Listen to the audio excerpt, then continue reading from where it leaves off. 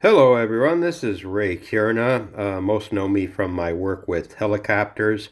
This is my continuing build of the diorama for the Monarch model of the Fly from the 1958 movie, starring Al Edison, Patricia Owen, Vincent Price, and Herbert Marshall. My drawings here are for the neon table that is in the movie. I'm trying to make the patterns as accurate as possible. I decided to go about this in an unusual way with the neon. Now, the neon that I have is a rope-like neon. It's about 2.3 millimeters in diameter, so a little bit heavier in diameter than I wanted. It can be cut in length, so I'm going to be cutting this down and putting a cap on that, so this way the rest of it's just spare wire. Anyway, I wasn't able to bend it as well as I wanted to. This particular one is the third one at the end.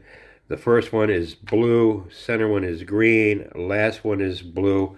I mean, I'm okay with this pattern. It's not exactly the way I wanted it.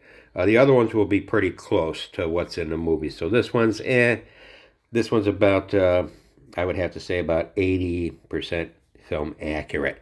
Now, what I decided to do is I laid out my wire pattern and used CA glue to glue it to a plexiglass plate like this. I tried peg assembly like this. I drilled all the holes in this one here, and I tried to use acrylic pegs and then round it around these pegs, but that didn't quite work out because this is a little bit heavier wire filament that I use, so it's a little more difficult to bend. So I got this one okay pattern. It should have been like this. Should have had some squiggles here. I mean, a little bit more unusual pattern, but I had to just go with I could. The other ones will be a little bit easier to bend and be more movie accurate. But anyway, what I decided to do is I glued the neon wire down to a clear plexiglass plate just to hold it in this pattern position. Then what I did was I built a balsa wood frame around the neon tube and plate. And then what I did was I poured clear resin epoxy into that and let it set up overnight so it's nice and solid. And I will show you it does work out quite well. I got a transformer here that supplies the power, and has a blinking element in there, and that's why I chose to use this particular kind of wire. But I'll show you how it works. So it's got steady on, blink fast, and blink slow. So that's going to be pretty cool when I get all three of them together on the table, and each one will blink independently. And like in the movie, they did blink independently of each other. So I'm going to have that all set up, and when I do the back control wall, I'm going to run all the wires to the back control, and that's where I'm going to have all the battery packs to turn on all the switches and stuff. But this is how I decided to do it. It seemed to work out well. I'm going to take it off the wax paper and peel the backing off of it and remove all the balsa wood. Now this balsa wood plate here I'm going to leave and add one more to it, so this way that can be the base when I glue it inside its separate tank, because it's a plate and a tank, and inside will be the mechanics inside this glass as in a movie. So I'll have this one. I mean, I wish this would have been a little bit more easier to bend, but it'll look pretty cool when everything's done. The other ones are going to be more closer to movie accurate for these patterns, but this is going to be into a separate glass container that's going to be built. I'm going to build that out of plexiglass material and make a bottom plate and a top plate, and then that's going to sit on the table and be mounted to the table. So each one is going to be in its own separate glass container with the mechanics inside, and then mounted on the table. And then this table will go in front of the control wall, just behind and off to the right side of the disintegrator cabinet. So I just wanted to show everybody where I was at. So I am starting my build now. I did all my drawings to 1/8 scale. So I'm going to start building everything later today. I'm going to make the other two and pour those. I wish I would have done all three of them. Then I could have had all the epoxy poured all at the same time. But it's okay.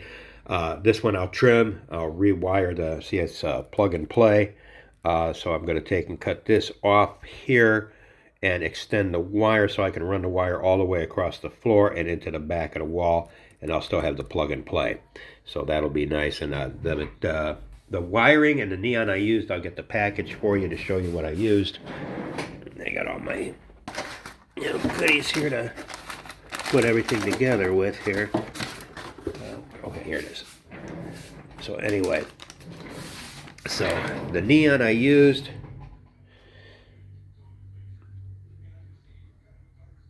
is the EO wire, and that's from Max Lax. 2-port, kind of like a Halloween decoration kind of wiring that they had come out with. I'll show you the other photograph in here. But I wanted to use this, I mean, even though it's a little bit thicker wire to bend, I wanted to use it because, you know, it allows me to plug in multiple. You see here, they sell a multiple one as well that you can plug in up to 5 of these wires into it. I just got the single one because I want them to blink independently. If they were all on the same circuit, they would all blink at the same time, but I don't want that. I want them to blink independently.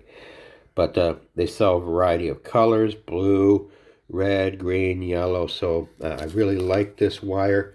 Works on 2 AA batteries. Everything is self-contained in the transformer here that controls power. Again, it's a plug and play, which is kind of nice.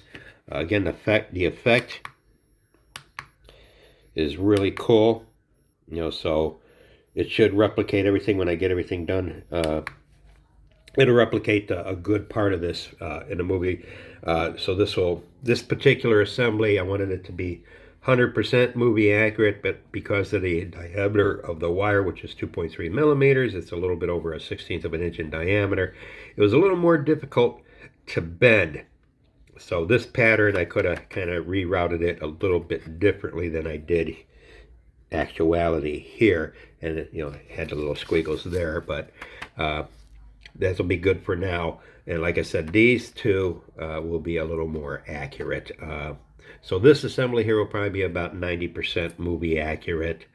It'll still look cool when everything is done. So as I continue with this process, I'll show the completed entire unit on the table and everything else. I mean, once I do the other two, I'll show you guys the other two, and then the final assembly inside their little glass components on the table, and then I can start working on the you know, main walls that I'm going to do for the control wall and the chalkboard wall, and then I'll do that next and get all that done. And then the disintegrator cabinet will be one of the final components I do for this diorama, and then of course the fly figure himself, which I'm going to modify, make a new hand and probably a new fly claw for him.